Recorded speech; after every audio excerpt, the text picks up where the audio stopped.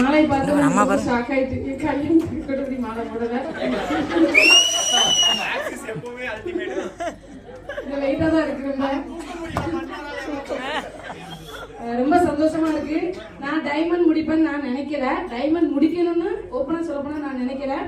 Diamond முடிக்கிறதுக்கு ஒரு வாரத்துக்கு முன்னாடி என்னுடைய சிடி மகாராஜன் சார் கால் பண்ணி நீ முடிக்கிற அப்படின்னு சொன்னாங்க. நான் வந்து என்ன நினைச்சேன்னா, நான் முடிக்கணும் அப்படிங்கறத தாண்டி என்னோட அப்ளைன் மேல வச்சிருக்கக்கூடிய ஒரு மரியாதையின் பேர்ல மகாராஜன் சாருக்காண்டியாவது நான் டைமண்ட் முடிக்கணும் அப்படின்னு நினைச்சேன். ஸோ அதனால ஒரு எம்டி கப்பா நான் என்னுடைய ஈடி ராஜியக்கா முன்னாடி போய் உட்கார்ந்தேன். ஈடி நான் வந்து டைமண்ட் முடிக்கணும், எனக்கு என்னென்ன பிளானோ எனக்கு பண்ணிட்டாங்க அப்படின்னு. ஸோ அதன்படி அவங்க பேச்சை கேட்டு நான் ப்ராசஸ் பண்ணி எப்படி சொல்றது முடிச்சிட்டேன். டைமண்ட் முடிச்சிட்டேன். நிஜமாலுமே அது எனக்கு வந்து ஒரு கனவா தான் இருக்கு. ஏன்னா நான் டைமண்ட் முடிக்கும் போது 2 நாள் நான் ஊர்லயே கிடையாது. எங்க வீட்டுல என் ஹஸ்பண்டோடைய தங்கச்சிக்கு சீமந்தம் 2 நாள் சென்னைக்கு போயிட்டேன். ஸோ அந்த டைம்ல கூட எப்படி முடிச்சேன் அப்படின்னா ஒரே எண்ணம் தான், நான் முடிச்சிருவேன் அப்படின்னு நினைச்சேன். அந்த எண்ணம் தான் என்னை வந்து முடிக்க வச்சுது. சரிங்களா? எதனால இந்த இடத்துல நான் இது சொல்றேன் அப்படின்னா, நிறைய நபர்கள் முடிச்சிருவேன் சொல்லிக்கிட்டே இருக்காங்க. ஒரு சின்ன நெகட்டிவ் வந்தாலும் கூட அதை வந்து என்ன பண்ணிருந்தாங்க, பிரேக் பண்ணிருந்தாங்க.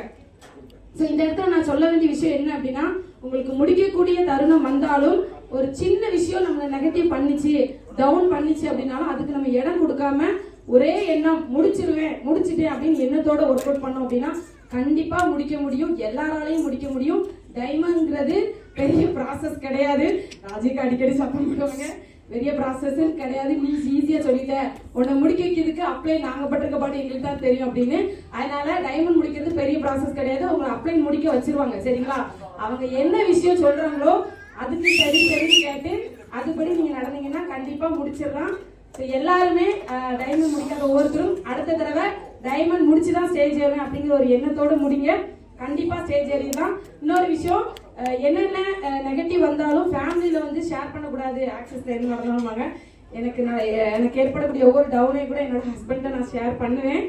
ஏன்னா அவங்க எனக்கு மிகப்பெரிய ஒரு பில்லர். எனக்கு இந்த பிசினஸ் பண்றதுக்கு ஃபர்ஸ்ட் நெகட்டிவா எதிர்ப்பு தெரிவிச்ச நபர் அவங்க தான். இப்போ இந்த பிசினஸ்ல என்ன பிரச்சனை இருந்தாலும் நான் நிக்கிறேன், நீங்க எடுத்து பண்ணுன்னு சொல்லிட்டு எனக்கு மிகப்பெரிய சப்போர்ட்டா இருக்கிறது என்னோட ஹஸ்பண்ட் தான். எல்லாருக்குமே கண்டிப்பா இங்க இருக்கிறவங்க யோசிப்பீங்க, எனக்கு அப்படி சப்போர்ட் கிடைக்கலன்னு. கண்டிப்பா கிடையாது. அதை மாத்துறது உங்களோட கையில இருக்குது. ஸோ அதனால நல்ல ஒரு இன்கம் எடுத்து நல்ல ஒரு பிவி எடுத்து உங்களை நம்பி வந்த ஒவ்வொரு நபரையும் நீங்க சம்பாதிக்க வைங்க, அடுத்தடுத்து அச்சீவ்மெண்ட் முடிக்க வைங்க.